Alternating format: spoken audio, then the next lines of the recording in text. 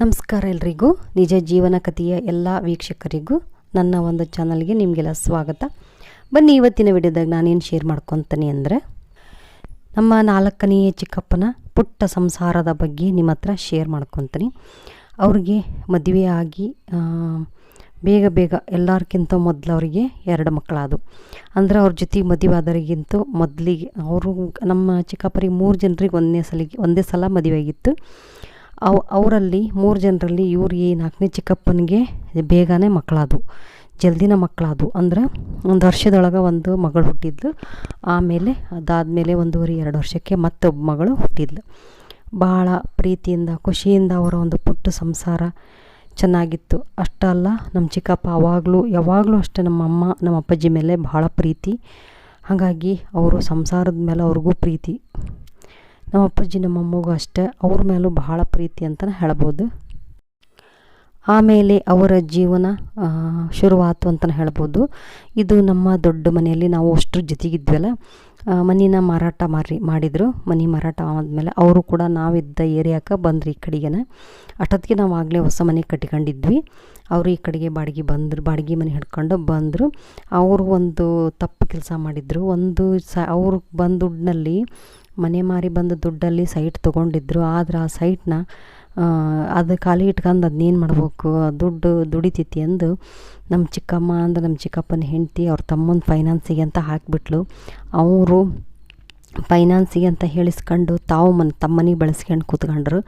ಇದು ಭಾಳ ಕೆಟ್ಟ ಅಂತಲೇ ಹೇಳ್ಬೋದು. ಅಂದ್ರೆ ನಮ್ಮ ಚಿಕ್ಕಪ್ಪ ಭಾಳ ಮಗನ ಪ್ರೀತಿಯಿಂದ ಸಾಕ್ತು. ಮಗಳನ್ನೂ ಅಷ್ಟೇ ಭಾಳ ಪ್ರೀತಿಯಿಂದ ಸಾಕಿ ಮಗಳನ್ನ ಇಂಜಿನಿಯರಿಂಗ್ ಓದಿಸಿದ್ರು. ಆದರೆ ಮಗ SSLC ಮೇಲೆ ಯಾವುದೋ ಒಂದು ಕೋರ್ಸ್ ಮಾಡಿ,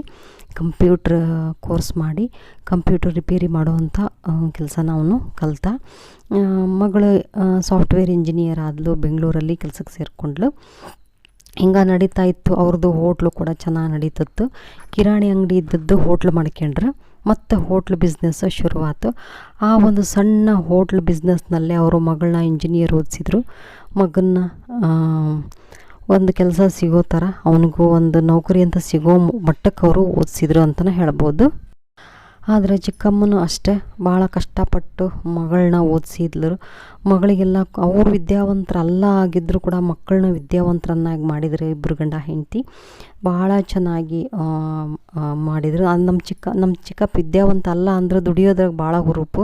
ಹೋಟ್ಲು ಮಾಡಿಕೊಡ್ರಿ, ಕಿರಾಣಿ ಅಂಗಡಿ ಮಾಡಿಕೊಡ್ರಿ, ಹೊಲಕ್ಕೆ ಕರ್ಕೊಂಡೋಗ್ರಿ, ಏನು ದನ ಕಟ್ಟಿಕೊಡ್ರಿ, ಏನು ಬೇಕಾದರೂ ಒಂದು ಮಾಡ್ತಾನೆ, ದುಡಿಯೋಂಥ ಹುರುಪು ಮನಸ್ಸೆ ಅಂತ ನಾನು ಹಿಂದಿನ ವಿಡಿಯೋದಾಗ ಹೇಳೀನಿ. ಹಂಗೆ ನಮ್ಮ ಚಿಕ್ಕಮ್ಮನ ಅಷ್ಟು, ಆಕಿನೂ ಭಾಳ ಓದಿಲ್ಲ. ಆಕೆ SSLC ಓದ್ಯಾಳ. ನಮ್ಮ ಚಿಕ್ಕಪ್ಪ 7ನೇ ಕ್ಲಾಸ್ ಫೇಲ್. ಈಕೆ SSLC ಓದ್ಯಾಳ ಅಂದ್ರೂ ಆಕೆ ವಿದ್ಯಾ ಐತಿ, ಓದ್ತಾಳೆ, ಕನ್ನಡ ಓದೋದು ಬರೆಯೋದು ಮಾಡ್ತಾಳೆ. ಇಂಗ್ಲೀಷ್ ಅಂತ ಏನೂ ಬರೋದಿಲ್ಲ. ಮತ್ತಷ್ಟೇ ಅಲ್ಲ ಅವಾಗೆಲ್ಲ ಓದಿದ್ದು. ಹಾಗಾಗಿ ಆದರೆ ನಮ್ಮ ಚಿಕ್ಕಮ್ಮಗೆ ಬಹಳ ವಿದ್ಯಾ ಪರಿಣಿತಿ ಐತಿ ಅಂತ. ವಿದ್ಯಾ ಅಂದ್ರೆ ಓದು ಬರಹ ಅಲ್ಲ, ಬೇರೆ ಬೇರೆ ವಿದ್ಯೆ ಐತಿ ಹತ್ರ ಅಂತ ಹೇಳ್ಬೋದು. ಮುಂದಿನ ವಿಡಿಯೋದಾಗ ಆಕೆ ಏನೆಲ್ಲ ಕಲ್ತಾಳ, ಆಕೆ ಏನೆಲ್ಲ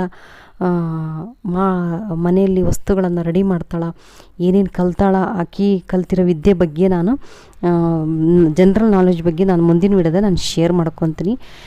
ಈ ವಿಡಿಯೋದಾಗ ನಮ್ಮ ಚಿಕ್ಕಪ್ಪ ಪುಟ್ಟ ಸಂಸಾರ, ಪುಟ್ಟ ಜೀವನ, ಅದರಲ್ಲೇ ಮಕ್ಕಳನ್ನ ಚೆನ್ನಾಗಿ ಓದಿಸಿದ್ರು ಅಂತಲೇ ಹೇಳ್ಬೋದು. ಮುಂದಿನ ವಿಡಿಯೋದಾಗ ಮತ್ತೆ ನಿಮ್ಮ ಜೊತೆ ನಾನು ಅಲ್ಲಿವರೆಗೂ ಈ ವಿಡಿಯೋನ ನೋಡಿ ಎಂಜಾಯ್ ಮಾಡ್ತಾಯಿರಿ.